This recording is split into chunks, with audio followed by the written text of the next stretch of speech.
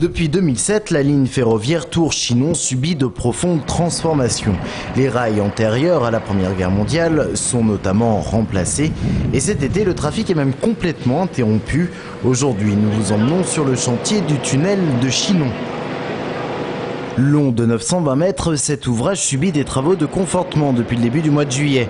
Les briques qui recouvrent une partie du tunnel s'effritent en raison de l'humidité ambiante et pour cause, une nappe phréatique circule juste au-dessus.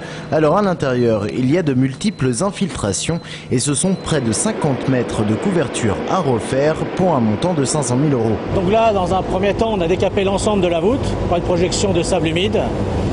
On a foré des barbacanes pour capter l'eau derrière la maçonnerie, des forages d'appel. On a posé des nappes drainantes sur l'ensemble de la voûte pour capter l'eau et la ramener sur la partie basse. Poser un treillis soudé, on peut voir là, avec des épingles. Et ensuite, une coque de béton projeté de 10 cm. Et des travaux similaires avaient déjà été réalisés en 1997 sur une longueur de 150 mètres. Construit en 16 mois entre 1873 et 1875, ce tunnel de 6 mètres de haut voyait transiter les trains de 2 lignes, Tours-Chinon, les Sables-d'Olonne et Port-Boulet-Port-de-Pile. Aujourd'hui, il ne reste plus que Tours-Chinon, mais au début des années 80, celle-ci a bien failli disparaître. Cette époque est effectivement définitivement révolue puisqu'on est vraiment dans une phase de développement.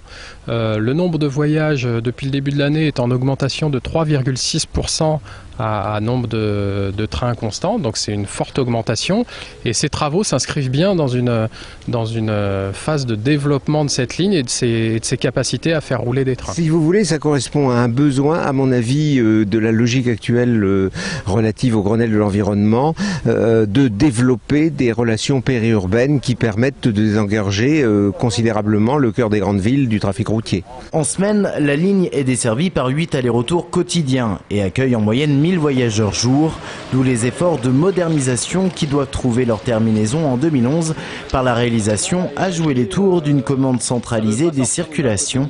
Avec le renouvellement des 35 km de voies et les travaux du tunnel, la somme atteindra les 25 millions d'euros à la charge notamment de RFF et des collectivités. Quant au trafic, il doit normalement reprendre le 24 août prochain.